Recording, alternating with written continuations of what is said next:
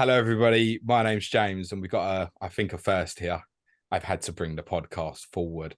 Welcome to another episode of Cancelling for Correspondents, otherwise known as Clash of the Correspondents. We've got two correspondents who, when I set up this fixture in game week one, or prior to game week one, I was thinking, God, they've got some great fixture swings coming up around about game week 7. But I don't know how we feel at the moment. Let me introduce you to our Leicester City correspondent, Aaron Lagor. How are you, mate? Yeah, I'm all right, mate. Thank you very much. Good man, but that was like a solid one. All right. And our Aston Villa correspondent, Lee Jackson's in. How are you, Lee? Very good. Looking forward to the therapy. For the benefit of those on YouTube, could you just clarify, Lee, why me and Aaron have dressed for the robbing of the bank tonight? Why you haven't? Always representing my Villa shirt, don't I? Good lad. Aaron, I've thought long and hard about what to ask you as an opening question, bearing in mind the situation at the moment. And I think it just comes down to, I need to let you talk. How do you feel, mate? Yeah, there's a lot to say, isn't there? Get it off your chest, mate. Yeah.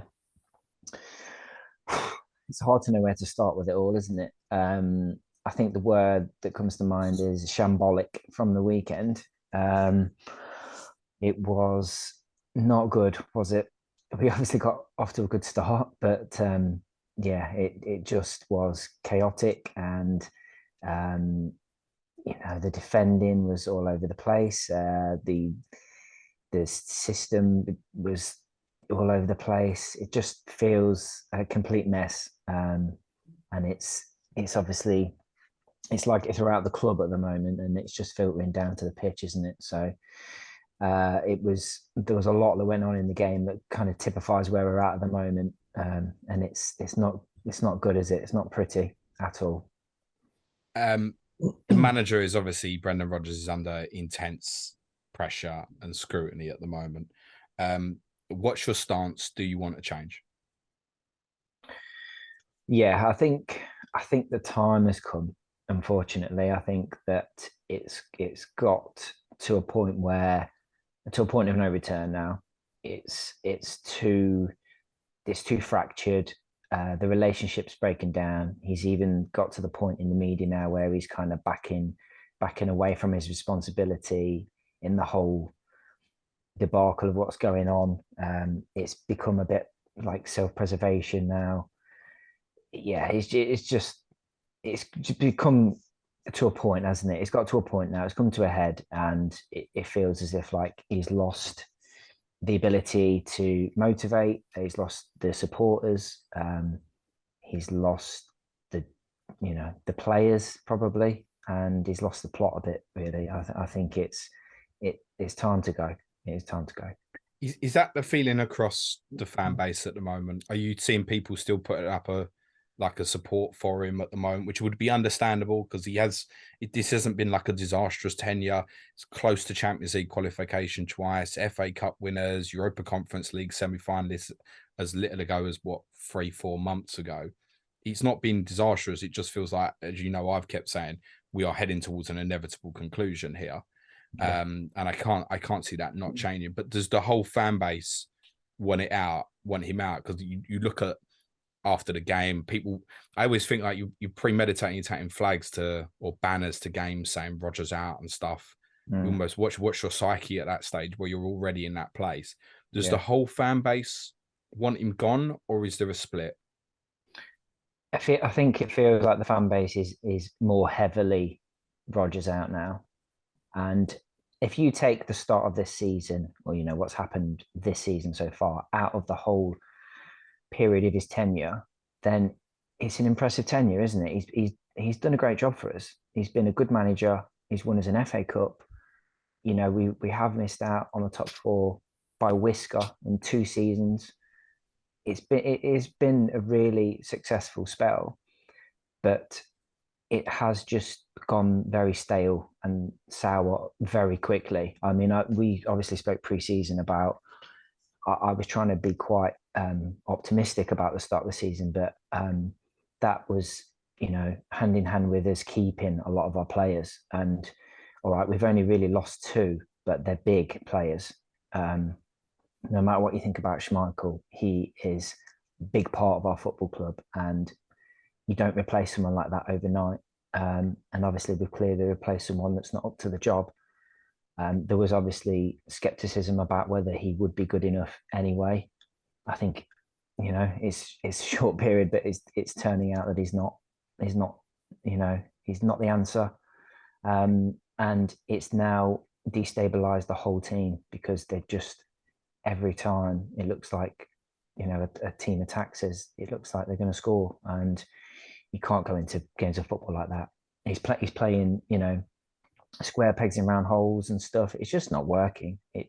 It's almost as if he's trying to get the sack at this point. So it's a real shame, because I think, looking at those early games that we had at the start of the season, I think it was definitely something that we needed to do, get off to a good start, and we've not, have we? And now we're in a mess. So yeah, we spoke about the 2 home games in pre-season, the Brentford Southampton games, and looking at it and going, actually, if you take them out, that's quite a tough start with the likes of Arsenal, United, going to Brighton in there, Chelsea away as well, and putting real pressure on those 2 home games to say, look, if Leicester don't get good results in those 2 home games, then there's every chance that you are going to be in a position. We wouldn't have expected this, obviously, 1 point from 6, but a position where you'd be in trouble. It wasn't just that you only took 1 point from the 2 home games, though. It was the manner of it. 2-0 up against Brentford, breezing it, draw 2-2, and to lose a lead against Southampton as well. Yeah, means that you've lost. I mean, you've lost 8 points from losing positions already this season. Yeah. So, and I've been saying to you for how long, Aaron? It feels like you've got to score 3 goals to win a game of football. Yeah. And now with Fofana gone, and I know he was unavailable to you for most of the last season, and Schmeichel gone as well, it's just intensified that even more. Where what you on 16 goals conceded in 6 games? And if that continues at that, you need to be getting to a rate soon. You're going to need to be scoring 4 goals to win a game of football. Lee, are you sitting there right now thinking, I hope Brendan Rodgers is still in charge at the weekend? Yeah. I mean, that sums it up, doesn't it? Yeah.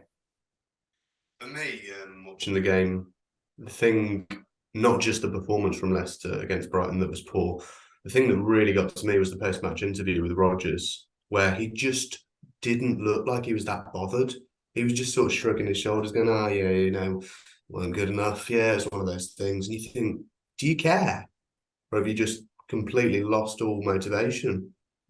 He's never come across as a man that's going to, in fairness, going to go and get ragey in press conferences. He's always quiet. I mean, Aaron, I've said I think he's vain. He loves himself in the mirror and stuff. But yeah, he is. He's not the sort who's going to lose himself, even if he's had bad refereeing decisions in the past. I don't feel like he's the sort of manager who actually throws his toys out the pram in front of a camera and stuff. I think he's very conscious of that. So I don't think, I think he can come across that way anyway, Lee. It felt like at the weekend, though, he was almost distancing himself from the team and being like, yeah, they didn't do that on the pitch, but what can we do type thing. Whereas it's like, hang on, mate, you're the manager. What are you doing about it? Yeah. I mean, go on now. No, sorry. Yeah, no, he's definitely coming across like that. He's kind of like, he's distancing himself from the issues, and he knows that the writing's on the wall. And I think it's self-preservation at this point. He's just going, right, I've not had the tools. Basically, he's saying it's not down to me, but reading between the lines.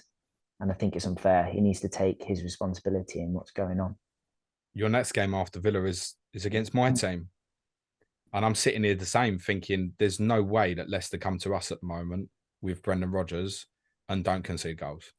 Like, it's almost impossible. I'd look at it now and go, you have to score 3 or 4 goals to beat us, would be my take, if you're in the same position with him still in charge when that fixture comes round. I think when other clubs begin to feel like that as well, then it's almost a bigger issue than just the manager must go. But it could. Yeah, this is the thing, Aaron. No one looks at you and thinks. I don't hear anyone saying, I think Leicester will go down. No one actually thinks that at the moment, despite the 1 point from 6. I don't. And we keep coming back and saying, relegation fight this year. Who do you even think will go down? It's difficult to put 3 names there, and you wonder if like a Leicester will get dragged in. And yet, despite, even if Rodgers stayed for the whole season, I don't think he'd go down. I think he'd win enough games 4-3, to be honest, Aaron. You've got enough firepower and you've got enough good players. So it could very quickly change. You've got good fixtures on the horizon. But the distance in himself is quite interesting. I noted his comments before the Manchester United game, where he was standing on the side of the pitch with the guys from BT. And he said he made a comment about what was in the programme, and people can see there's problems at the club at the moment. Can you elaborate on that a little bit, Aaron? And is there a case to say that he's been hard done by? I think there's an argument for that as well. I think there was a lot that was coming out in pre-season when we were obviously one of the only clubs not to have signed players, and he was obviously getting asked about it in the media and stuff. And I think a lot of it came down to,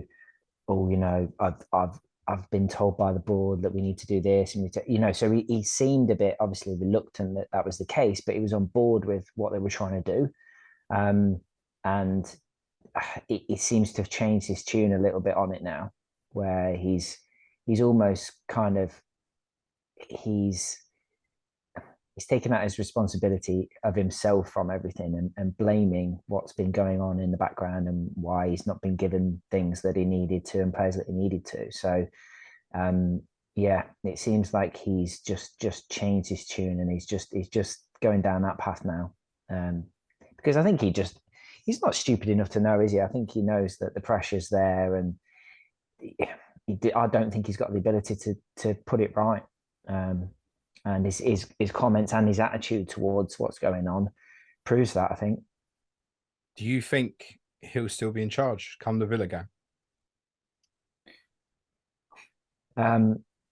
I would be very surprised if he was, but not shocked.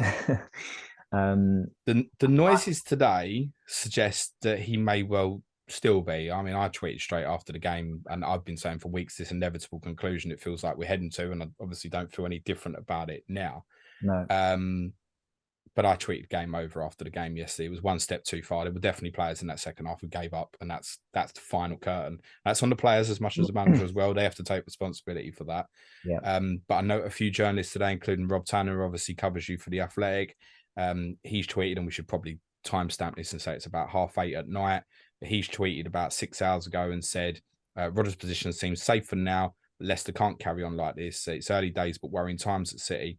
Players are confused. Rodgers' situation feels like end of Claudio Ranieri's reign, where obviously he was dismissed, 8-9 months after winning the title? Yeah. So there's precedence for saying they're not hanging on because of the historical here. I wonder, Aaron, if there was long speculation this time last year of Manchester United making a move for him, and there was this supposed 16 million release clause. I wonder if there's regret in not potentially, and we don't know factually that United were on the table for Rodgers. If there was regret in not allowing talks to potentially take place at the time when United wanted to replace Ole Gunnar Solskjaer, and now it's gone the other way where it looks like it's going to be expensive to sack him. Yeah. And the club are worried about financial consequences at the moment. I think you were saying to me off camera, primarily because the amount of money has gone into the training ground, which it should be said that won't come under FFP jurisdiction. So I don't think Leicester are in any situation where they're likely to fail FFP. But you obviously had a bloated squad because of European competition and struggled to get rid of players. Yeah. Could it be that they've gone so far that they don't want to sack him now because of financial consequences? Yeah, that's a real possibility. But then where does that leave it? Because you'll only end up doing it in a couple of months anyway. Exactly. So to me, it just seems like they're wasting time. Every day from now is wasting time for me. We spoke pre-season about, you even asked me a question saying, do you think that they don't want to back him because they don't trust him? Yeah. And now I at the time I said I don't think that's the case, and I have heard things, rumors that they wanted to sack him at the end of the season. They were looking to move him on, and I don't know why they didn't, because it feels as if you're at that position and you want to move him on, then do it. But why not? Why do you give him a whole pre-season where you're not going to back him anyway? And then the window's closed. We can't sign any players. And if it goes this way, which it has, we're in a position where the only thing that can change is the manager. So it seems to be the whole situation looks like it's been mismanaged a little bit. But yeah, there's obviously a bit. I think that's one of the reasons why he's not gone before now. But like you say, it's just wasting time. It needs to happen, and it will happen. So, can you foresee, Aaron, any way that this is recoverable? Like, could it be that you beat Villa, you get a good result at Tottenham, then you walk into a good set of fixtures and suddenly something changes? Can you see that as a possibility at the moment? I can't know. No, if I'm honest, I think it's too fractured and too broken. I can't see him being able to reinvigorate the players. I it feels watching it as a fan that he's lost control of it all. And there's players there, like you were saying, that were down tooling in that second half. And I've never seen that from any of our players before. You know, some of the basic things that were going on in that second half, it's just we're a laughing stock at the moment. And I think that's the thing that hurts the most. We've gone from being, we finished the end of last season quite impressively in the end. And now we look at where we are. It's such a fall from grace, isn't it? So no, I think it's rotten at the core now, and I think he has to go. Lee, I want to get you in. You're in this podcast as well, mate. Sorry, mate. No, I think you understand it. Plus, it's coming your way as well, mate. So I know you weren't happy that I read this tweet out on the pod, but you didn't tell me not to. I thought it was open fire, right? So you messaged me after you lost at home to West Ham. You said, Gerrard's got to go. He's clueless. Poor results can be down to luck, but there's no identity, no cohesion, no game plan. It's worrying. And yet you've drawn with the champions and the champions elect. Is everything okay again now for Villa? No, I still stand by that. It's worrying. Gerrard's been in charge nearly a year now, and for the most part, you look at how he sets up the games, and it's not always clear what his plan is.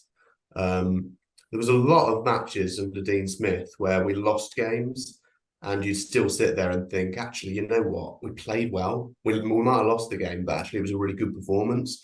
Whereas under Gerrard, it feels like the opposite. It feels like when we lose, it's like, well, there was no game plan. And when we win, like the Everton match this season, we scraped through and you walk out there going, Jesus, we were bloody lucky to come out of that with a win. That's the concern.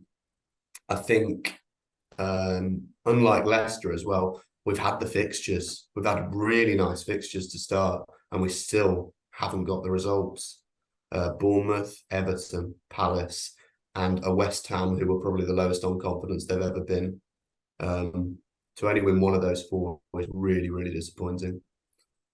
But I think there's two big mitigating circumstances that you could say that Gerrard's got on his side, if you like, which is number one, Carlos injury. Huge. He clearly was brought in to be first choice, and he looked good in pre-season, looked really solid.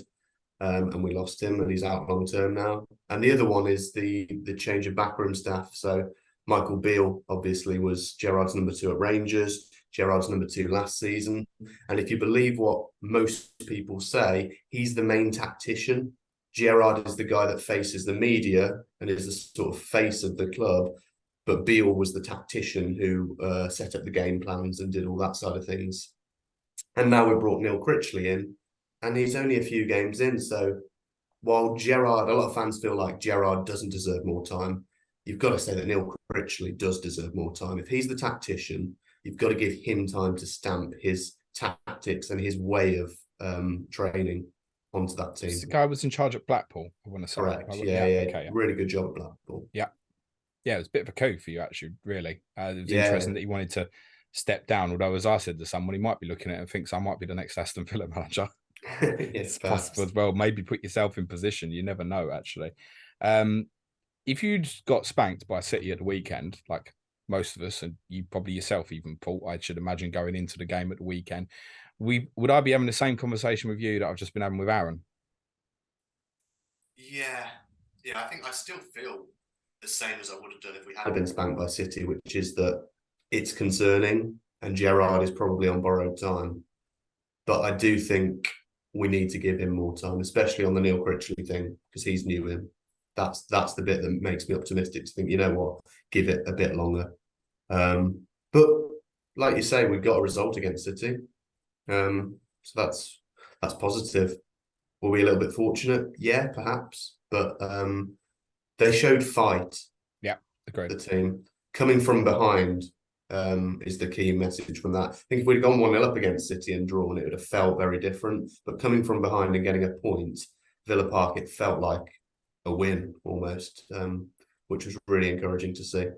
Yeah, I mean, certainly from a Villa perspective, you are looking for things like, unfortunately, what we saw from Leicester in the second half, where the heads have gone and people aren't tracking back and stuff. I couldn't throw any of that at you at the weekend. I'll be honest, when City scored, I thought that was game over, and it looked that way. And then it came from nothing, and then the equaliser, and then you were in with a chance of winning it, actually, which would have been remarkable. But certainly there was no lack of fight, no lack of effort. You even suffered the blow of obviously losing Matty Cash in the first half as well. Ashley Young came in and did quite well. So there was a setback during the game, which you overcame as well. I think it didn't look like there was a set of players out there not playing for the manager. Or was it a case that it's playing against Man City and it's 5:30 on a Saturday night and it's in front of the TV and players have got too much pride? No, I don't think at any point this season, even with the poor performances, I don't think you could fault the guys' effort. The players have ran their socks off for Gerrard all season. It's just looked at times like they're running around like headless chickens and don't really know what the overall plan is. So if you wake up in the morning and Steven Gerrard's been sacked, how do you feel?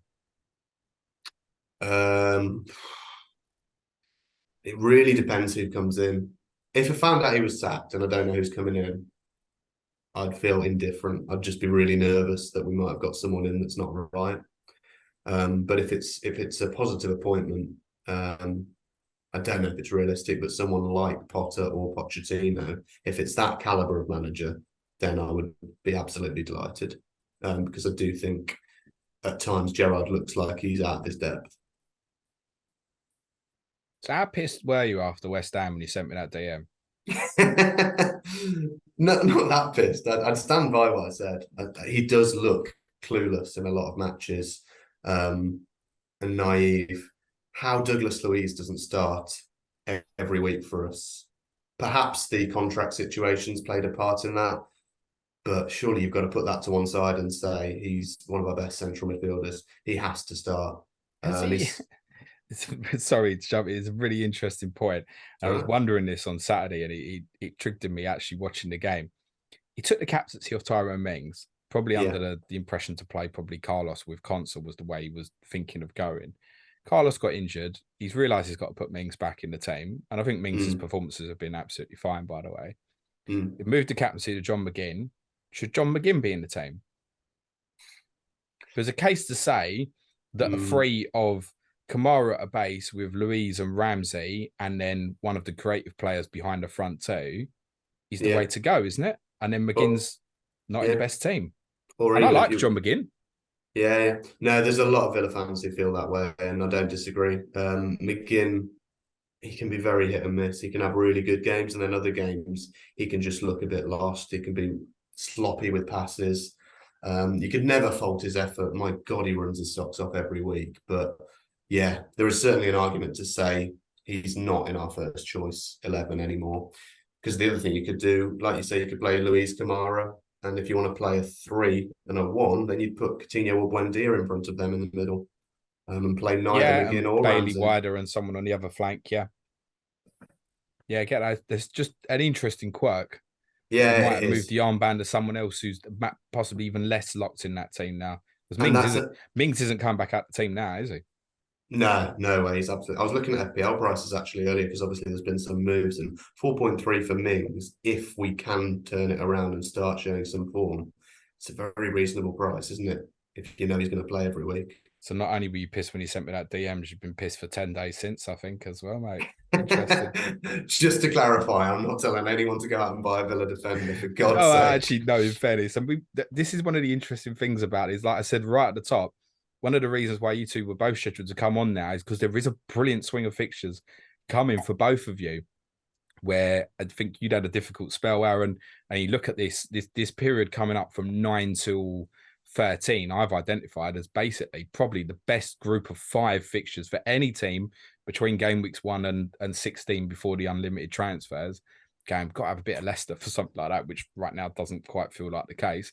And for yourself, Lee, coming off the back of Arsenal and City after a decent start, it spins back around. And my thinking was, well, after Leicester, that's a good run of fixtures. But it's now, isn't it, Lee? Yeah, I think it is. I don't think you should be going and buying Villa players though this week. But like you said on the pod earlier in the week, though, if you know you're wildcarding next week, which I do, then as a 1 week punt, I don't think Villa assets are to be overlooked potentially. Subject to the manager situation at Leicester. Yeah. Which, yes, no, honestly, I think we have to be in a position where if we're looking at 1 week punts, a lot of people are wildcarding 8. Can you do worse this week if Leicester are going into the weekend with the same situation? And ask yourself, are the likes of Watkins, you'd have to be the offensive players, Watkins, Bailey, 1 week punts here? Yeah, even a Buendia, for example, at 5.9, there's a price point people keep looking at if you think he's going to start, for example. I mean, you'd probably take the chance on Bailey at a lot cheaper at the moment, but if people got 6 million spare, they don't want to spend it on a 4.7 midfielder. They feel the need to have to spend it at what they've got available. Aaron, how does that make you feel hearing that? That we might be looking at targeting Aston Villa players for 1 week punts away to Leicester? Makes complete sense in this moment in time. It shouldn't, though, should it? It shouldn't, but that's the situation where we're at. Yeah. Could we look at your players for 1 week punts? Lee's nodding. He's for the nodding. benefit of those on the podcast. I wouldn't mind. I know I'm wildcarding next week, and Maddison's not out of my thoughts as a 1 week punt. Yeah, I mean we've proved at the weekend we can still score goals. Exactly. So yeah, I mean I wouldn't go anywhere near as defensively, but yeah, attacking. Right, come on in. Since you've mentioned it, well, you haven't really, but you know where I'm going with this. I might have been a little bit over the top with my appraisal of Danny Ward yesterday, but it also felt part fair at the same time. What's the advice, Aaron, to those with the keeper double up? Is there a case to say that it's gone so far now, stick, and the manager might change and it might get better? Or is it just so bad that you've got to find money and get on a different goalkeeper? I think for me, I think it's got to be the latter. And until you start seeing either the manager go or some kind of improvement, I just don't think. I mean, you were very brave if you went the double up in the first place. I'll tell you what, I very nearly did. It was in my penultimate draft. I just thought, oh, nice saving there, save a bit of money. 8 points. Fuck me, man. It's atrocious, isn't it? It's atrocious. It couldn't have gone any worse, really. I mean, you had to go one of them, but I think putting your eggs all in that basket was you're asking for trouble anyway. I think, you know, when you're thinking you didn't know who was going to start. I mean, obviously, I was quietly confident that Ward would get the shirt, but even when he did, I wasn't that confident he would actually do that well. And obviously, it's turned out that way. But I just think for 0.5 more, you had someone like Sanchez, who was, you know, they've got such a better defense, they're such a better, well-rounded team than what we are. So it made sense really just to go one as a backup. But I mean, if you're on the double up now, then I mean, could it get any worse? I don't know. Well, I mean, interestingly, he made 7 saves at Leicester at the weekend. I feel like his presence and stuff like the Thomas own goal and stuff, his presence at the crossing, even the Trossard one, as soon as he got in, I thought he's definitely scoring there. But he does put it right in the corner and stuff. He's made 7 saves. You got beat 5-2. Interestingly, he's made 15 saves across the season. He made 4 at the Emirates as well, despite dropping a bit of a clanger in that one for Granit Xhaka's goal as well. So he's made 11 saves across Brighton and Arsenal away. And he's made 4 saves, which is 1 per game exactly, in the other 4 fixtures. Could you make a case now that it's so bad defensively that actually he's going to make more saves, and therefore should a clean sheet arrive, he might be in for a big haul? I mean, it's like the words coming out of my mouth feel like nonsense as I say it, Aaron. Yeah, I think it is nonsense. I think I mean, I do feel a little bit for Ward. I mean, he's obviously been thrown in there. I think obviously we lost Schmeichel really late in the pre-season, didn't we? And then it's like, right, here you go. Here's your number one shirt. I mean, I heard you on the pod saying it doesn't fit him. Was that a fair comment though? Yeah, Yeah, I know it was. That's why I said it. Well, completely. But he's putting short sleeve shirt on, and it's like you're completely right. It doesn't look right, does it? He almost to me looks like he's been picked in the squad. He isn't a goalkeeper. He's been picked and gone. You can play goal, can't you? Oh dear, I'm so pleased you can laugh about it, Aaron. How do you feel about him though? Is he a part of the problem? Is that obvious? Just remove FPL for a second. How do you feel looking at your football team with him in goal at the moment? Like, do you want that to change? Do you want Everson to get a chance, for example? I mean, there's no saying that Everson's going to be any better because he's still improving at this level. He just doesn't convince me at all. He's completely devoid of confidence, isn't he? I think the spotlight's on him as well. It's not helped him. There's a lot of disarray in front of him, isn't there? We're playing Ndidi as a centre back, and it's not right. I do feel for him a little bit. He's getting a lot of stick, and rightly so in some quarters because his performances haven't been great, but he's not being helped at all. Yeah, I do. Yes. Why is Sinchu not starting? I just think he's regressed so much, Lee. He was obviously brilliant when he first came into the team 2 or 3 seasons ago. Rodgers even said in one of his press conferences he was asked about Sionchu and just said that he's nowhere near the level he needs to be. So I almost feel as if he's given up on him a little bit. I mean, I said a few pods ago that I think he's finished really at our club, unless obviously there's a refresh of the manager. But he has regressed. I do actually agree with Rodgers with that. He's not the same player he was. He's completely lost confidence, and I mean he's never been particularly an amazing player on the ball and stuff, but he just doesn't seem like he's got it anymore. So it's a shame. No, he's been linked with Sionchu. I think the Turkish window is still open, and obviously he's Turkish. Has been linked with going back to one of the Istanbul clubs on loan before the window closes. And I think if he's not playing regularly for you, and there's potential financial complications for Leicester at the moment, then it seems completely understandable that they'd let him go. Rodgers clearly doesn't want to pick him. No, definitely. Vestergaard's another one we've hardly seen. Yeah, I mean he's behind Amarte, and that says everything, doesn't it? Really. Weekend, didn't it? And Amarte's behind the holding midfield plan. Yeah, I was just going to say, and isn't Ndidi a centre back, or is that part of the problem as well? No, indeed he's a midfielder, but he has played centre back before. When we signed him, he had played at centre back at Genk, but he's not a centre back. He's our best defensive midfielder, and it's like James said on the pod. By doing that, you're creating. It's like when Liverpool played. Was it Fabinho at the back? Yeah. And they were struggling. It's like you're creating 2 problems by trying to solve one. It doesn't make sense. I don't know. It just feels like he's just trying everything he can to get sacked at this moment in time. Just on Daniel Everson, I was just looking at some data on Preston where he was on loan last year. Now, I don't know how many games Everson played, but I think he played quite a bit. It's like 56 goals conceded in 46 games. Are you lads aware of Preston's defensive record this season now that Everson's left, though? Yeah. Are you aware of this? Yeah. One goal conceded in 8. I'm not saying it's because of that. But yeah, maybe they don't concede many shots and he was just conceding a shitload last year. When it is easy. Goalkeeper. It is easy to say drop Ward, put Everson in, but does anybody actually even know if Everson's going to be better? Probably only Preston fans could probably give an honest assessment on what the belief of that is at the moment. Alex Smithies was brought in as cover to be third choice as well. He's not going to start games. Yeah, just goalies, Aaron. I was just having a look at some data from last season, and you massively outperformed your expected goals conceded. So Schmeichel clearly was performing as we all thought from the eye test. Yeah, the stats back it up as well that he was keeping you. He feels bad enough, mate. I mean,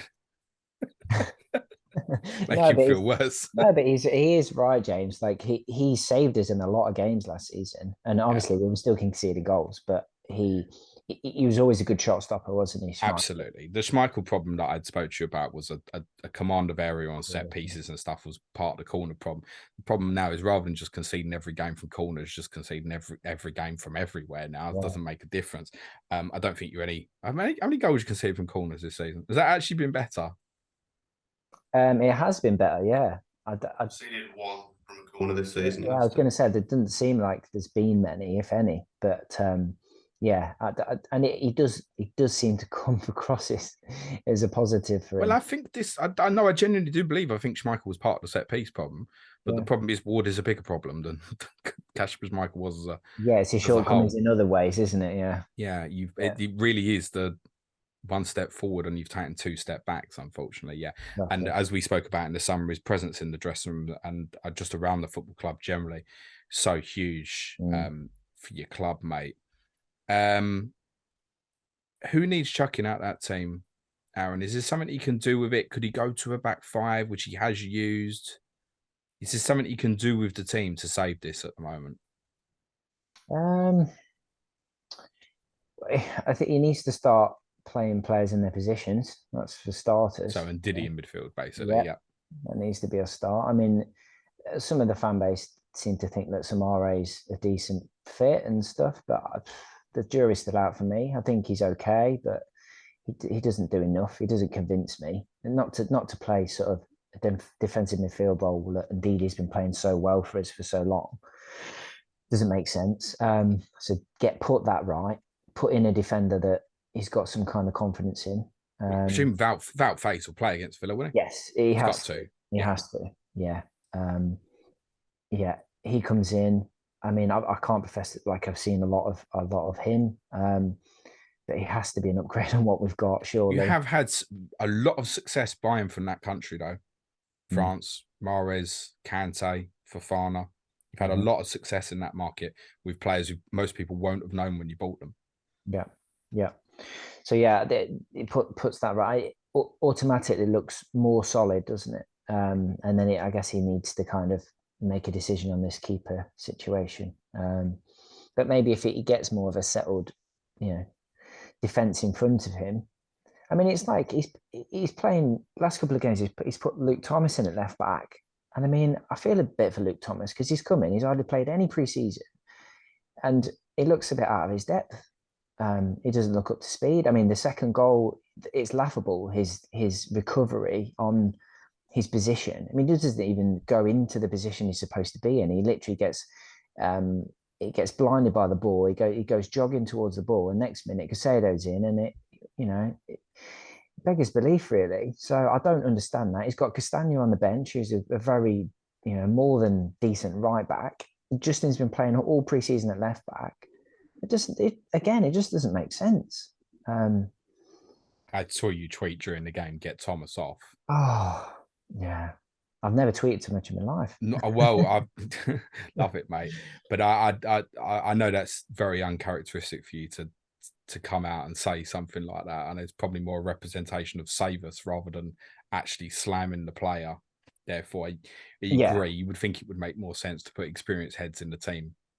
Yeah, and it's not me, completely blaming Thomas. I'm not scapegoating Thomas at all because he's a young player and he's done well for us when he's played. He doesn't particularly do us any, he doesn't do any harm when he plays, but he just looked like a sort of rabbit in the headlights and didn't know his position. They've obviously been playing these inverted fullbacks out of possession and stuff, and they were trying it again at the weekend. It's just calamity, really. I don't think we could even guess what he'll do with the team if he's still there at the weekend. There's a number of things he can do. Lee, what's the script with Villa up top at the moment? Are we looking at Leon Bailey potentially now, despite the fact he would have frustrated a lot of FPL managers, mainly because of the 0.3 drop? I don't think 19 points so far is actually that disastrous. And those who've still got should hold, I think, as I said yesterday on the pod. Is he likely to stay in this position up front with Watkins, do you think? Or is it something we've seen specifically from a counter-attacking perspective because you knew you'd have less of the ball against Arsenal and Man City? I think the latter. I think it makes sense to pick Bailey against Arsenal and Man City. But that doesn't mean that he can't be used in other games. He started first game of the season against Bournemouth, didn't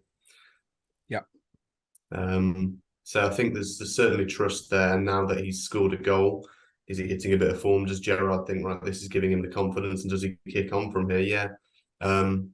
But yeah, as an FPL manager, it's so frustrating not only to lose 0.3, but then a game where you're not going to play him probably against City. He's the one that he scores in. It is proper wind-up territory.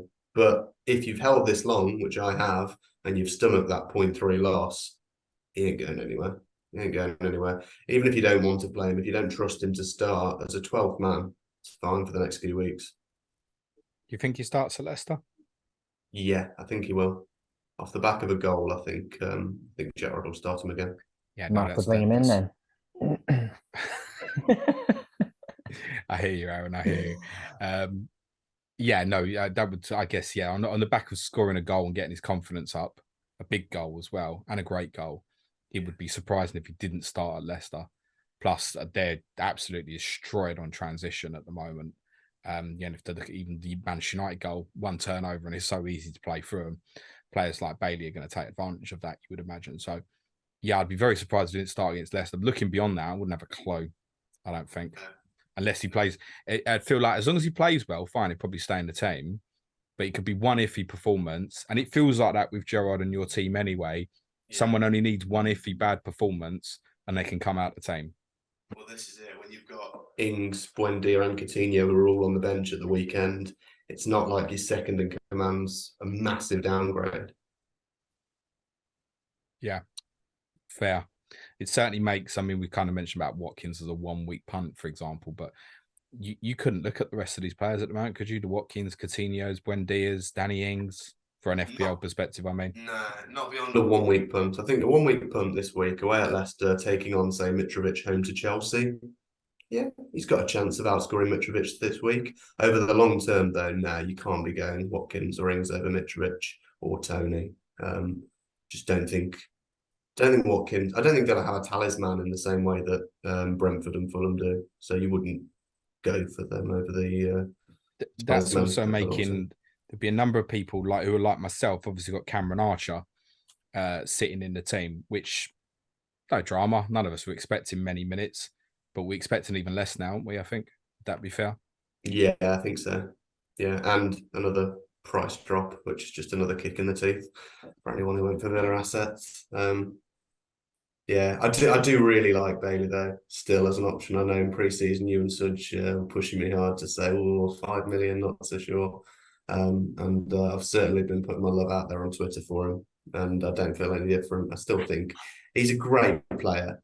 Whether or not he will have the FPL returns remains to be seen, but he's certainly got a finish on him. You give him half a sniff of goal and he'll bury it.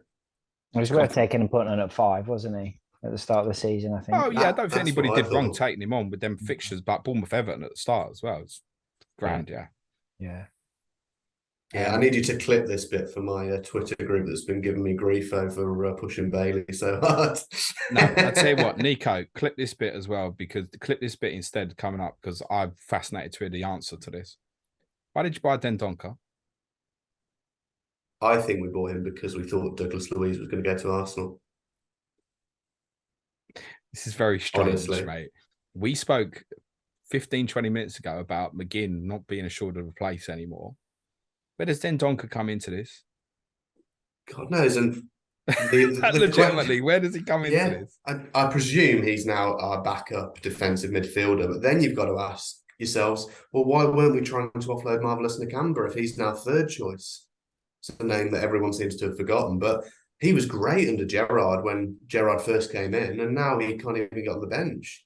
No, really confusing that Dendonka signing. My only assumption can be that we were worried that we were going to lose Luiz, and we're like, we can't lose another central midfielder without bringing someone in. Why didn't you have a loan in place to take him on a year's loan? Bung Wolves $1 million or $2 million. Really not sure. Everyone knows the figure that you paid, £13 million. Normally, everything's undisclosed these days, but we know that Villa paid 13 million for him. I cannot make sense for that because I can't see where he plays for you.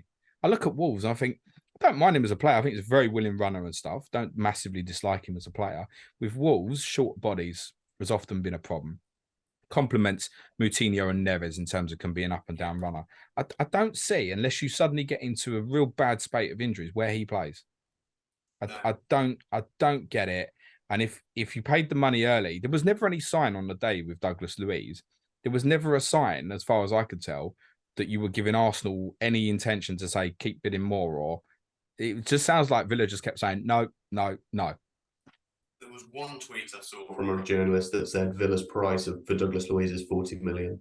How reputable that was, I'm not sure though, but that was all I saw. But like you say, other than that, there was a lot of communication on the day to say Villa do not want to sell Douglas Luiz. He is not for sale, was the main narrative on the day. So yeah, strange. And Jan Bednarek, the other one who... Oh, that was my next question, but now you've got there. Yeah. Can you explain that one to me as well? Yeah, that was actually a couple of years ago. I feel a bit bad for saying it, but it was a joke amongst Villa fans that we were going to sign someone of that caliber. And now it's actually come true that we've signed Jan Bednarek, which feels kind of like karma to those Villa fans who were mocking him. But yeah, another one where I wouldn't put that in the same box as Dendonka. Because I do think it's cover for Carlos, isn't it? Yeah, if exactly. you lose Mings or Consa, there is some logic not leave there. You short. Yeah, and I get that. But it's another one where I think you said on the pod earlier in the week, can't think of two more uninspiring signings. It's just very unglamorous and boring signings. There's nothing to get excited about. It's you're taking him on loan as cover. So yeah, this opposite to Dendonka, we said he went permanent, should have been a loan. With this one, obviously Carlos is out. You've only got 3 centre backs. Maybe you can't get the sort of players you want. Get him in as a short-term backup option. I wonder why the player wants to make that move. It's always the thing that goes through my mind. Yeah. Okay, you're not playing at Southampton. Now you're not going to play at Aston Villa. He's not going to get in the team ahead of Mings or Consa, as far as I can tell, unless you read that differently to me. No, I don't think so. No. I'm not even sure if he's ahead of Chambers. Okay, fine. I can get it, though. You had to get a centre-back in because you only had 3. And Mings and Consa have been players, and obviously particularly Callum Chambers as well. They're all players who have had injury issues at various stages of their career. So I can get that. But yeah, uninspiring in terms of final day. There's also the other thing that I found bizarre with the Dendonka signing last week was it looks like most Villa fans, as far as I could see on my eyes, were saying change the manager. What if you let him spend £13 million on a backup Wolves midfielder for? Yeah. Just strange.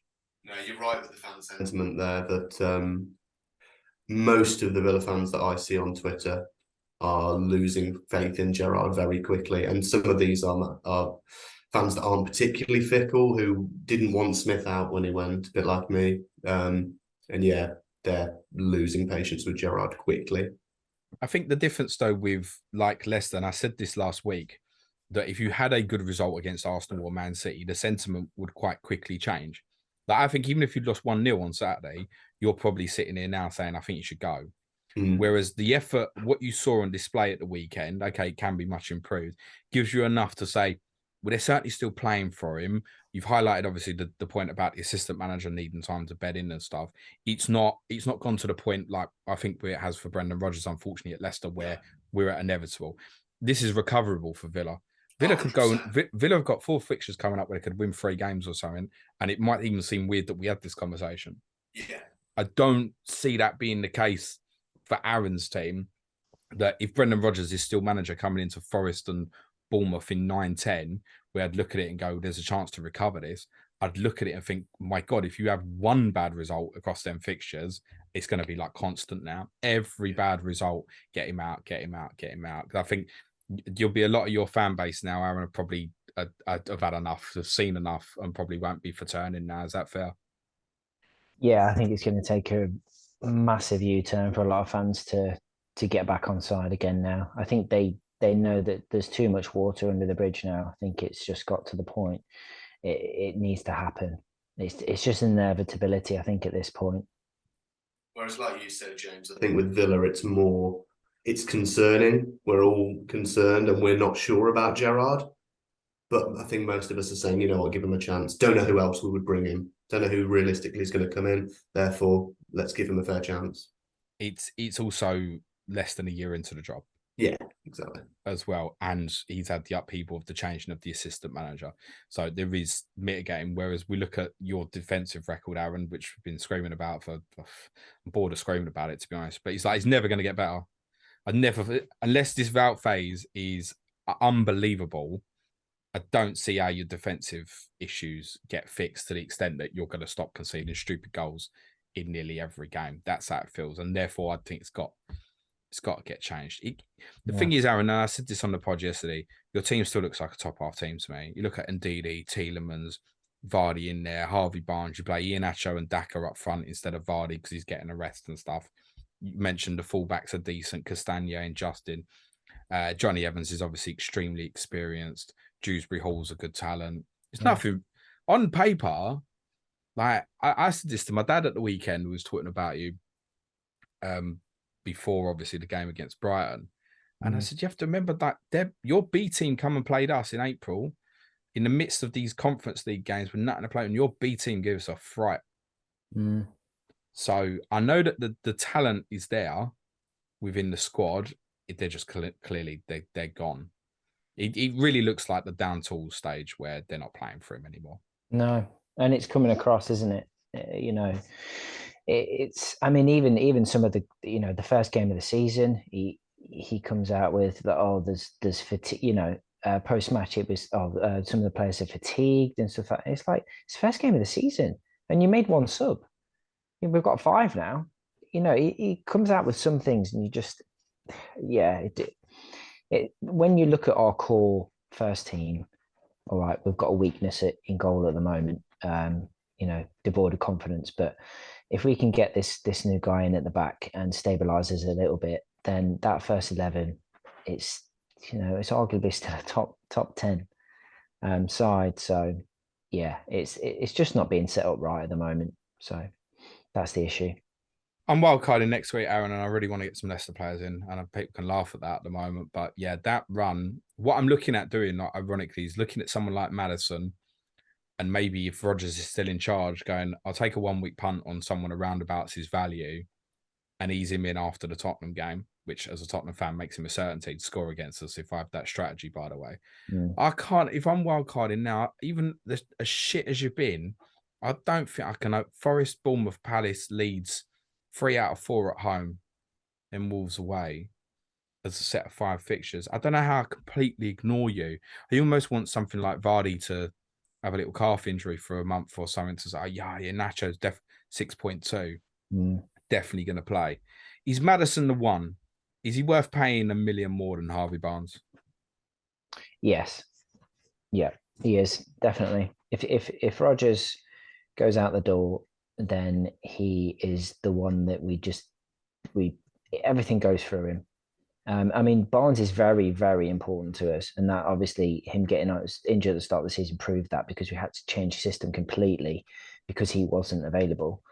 Because he's the only wide man really we've got in the team. But yeah, Maddison's the one. He's the one that makes us tick. He's the one that will be involved if we score the goals. And God knows where we'd be without him, really. We're in a mess anyway, but without his goals, yeah, he's the one to get, and he would be the one I'd be all over if Rodgers leaves, for sure. I mean, Kelechi at the weekend, he never does anything wrong when he plays, does he? And he plays with a partner like Daka, and does the business. So, I mean, they both took their goals very well. I mean, Daka's finish was really good, actually. There's an interesting one with Daka. When he got in, I didn't think he was going to miss. I felt the same. Yeah. Yeah. I mean, 5.7 if he was going to play regularly. Iheanacho 6.2 was going to play regularly. Over that run of fixtures, if you knew one of them was going to play regularly, despite I know there's a lot of forwards doing great, but that could facilitate you to go maybe Kane and Haaland, for example, where you're coming down a bit further. Should Jamie Vardy still be starting, Aaron? I think he should, but he needs help. He's got to the point where he obviously isn't as mobile as he used to be. I think that he gets.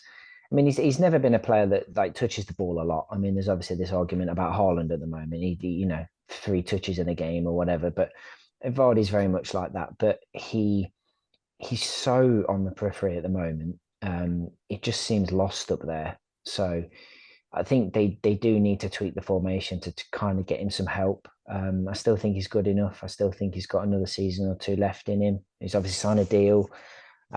He's still fit enough and stuff. But I think the reason he came out the team at the weekend is because of the short turnaround. I think they obviously know how important he is and his age and stuff. So yeah, I still think he does. He's not done anything really to prove that he should be in the side. But then that's not purely down to him. I think there's a lot going on in around him. He needs service, doesn't he? No, and I think it's worth saying the hidden thing here as well is you've lost leaders in the likes of Schmeichel, and Jamie Vardy's still it. Yeah. In terms of probably culturally the football club and stuff, he's not a player you would expect the down tools and stuff. So I'd probably keep him around the team for his experience as much as anything. That might be quite important. But from an FPL perspective, it's a shame for the other two. I think they play regularly. That set of fixtures, they score goals. And I'd like to have Maddison. I don't even know if I can, if the situation hasn't changed in the next couple of weeks. But I think we have to be aware that if a new man comes in for that run of fixtures, you could win 4 or 5 games in a row, mate. You really, really could. As I said to you already, I don't think for a second you'll be in trouble if a change happens. I think if this continues, where they just go, yeah, we're not sacking him. He's in charge all season. I think you'll be close to going down, mate. I agree. Yeah. It'll be toxic down there as well. And that's never a good thing, is it? To be honest, everyone will have seen the images in the away end at the weekend with the banners and stuff, and that then has an influence. When you physically see that, it's like, oh, that's how my fellow fans feel. Yeah, he turns people over the edge to say, yeah. So, is it 3:00 Saturday, the game? I even said that, didn't I, last week? They moved the Chelsea West Ham fixture. My first comment was, that's bad news for Brendan Rodgers. Whole country's going to watch Leicester now. It's just shouldn't be like that. The thing is, the not shocking thing about it, but it was inevitable. I just felt it was inevitable that was going to happen on Sunday. And that's the sad part about it, really. Yeah. No, I'm sorry you're in a bad moment, but I think it'll recover. Yeah, I was just going to say the same. Like we said earlier on, still no way I see you getting down. Squad's too good. I hope you're right. Gents, thank you so much. Let's do predictions before we go. I realise this is tough. Aaron? Oh, God. 1-1. Because our games always start 1-1, don't they? I know you listen. Lee? This is really hard because we've been so poor for creating chances this season, but Leicester have been so poor defensively. So one of the two trends has to end, doesn't it? I'm going to go 3-2 Villa. Wait for you to do something wacky like 0-0, mate. And Leon Bailey's going to get a hat-trick. I can't believe I'm going to say this, but if Brendan Rodgers is still in charge, I'll go 3-1 Villa, I think. If he's not in charge, I bet that you win, Aaron. And are you with me on the Leon Bailey hat-trick?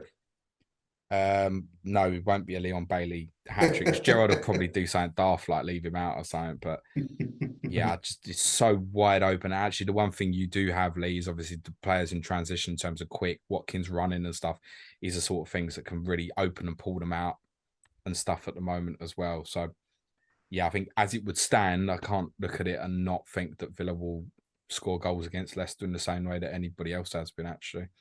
And you could be in for a good run here, Lee, if that's the case. But generally, I think if Leicester changed and have someone else in charge by the weekend, I'd look at it on paper and think, well, that's different mentality then. Yeah, and Leicester would probably be the stronger team. That's just generally how I would feel at the moment. Aaron, if there is a change, is there someone you would want, or you think the club realistically will go and look towards? It's so tough to say because, you know, I guess we'd love someone like, you know, Lee's spoken about a Pochettino for Villa, but I mean, he would be a good fit for us. He's very good at getting, you know, the best out of the players that he has at his disposal. So, but I just realistically, could we afford him? I'm not sure. You know, I'd love someone like Graham Potter, but there's no way he's leaving that Brighton job right now. And compensation if you're struggling for money, Yeah. pay off Rodgers and then pay a shitload to Brighton as well. Doesn't it? It wouldn't happen, would it? He'd be daft to take that job at this moment in time. Anyway, he's doing a great job there. Big Sam. Fucking hell, Lee. Yeah, I'd like to think we're not at that point yet, but How would you feel? A lot of people mentioned Sean Dyche. Yeah, I'm not sure. I'm not sure. I'm not sure. Nah, you don't want Sean Dyche. It doesn't seem to fit for me. Doesn't seem like it would be a good fit, but I tell you what, you'd get them players working hard. yeah, he would. They do need a rocket up them at the moment, I think. So because it's not all on the managers, then the players on that pitch with disgraceful second half on Saturday, as I said, they have to take responsibility for that. Yeah. People like Maddison just looking at, I ain't running here. Bad, and it's your best player. Yeah. Exactly. All right, guys. Thanks so much. I wish you the very best of luck at the weekend and throughout the season. Aaron, where can everyone follow you on the Bird app? Just at Aaron Lagor. And for yourself, Mr. Lee Jackson. At Lee_Jackson_92. Super. Thank you very much. Next week's clash of the correspondents, guys, is scheduled to be Nottingham Forest versus Fulham with Mark Southerns and Dara Curran. Not quite sure what day that's going to be released yet. We might even have to push it into Friday, possibly. But that will be our COTC podcast next week. It just leaves me to say thanks again to Aaron and to Lee. Cue music, please, man.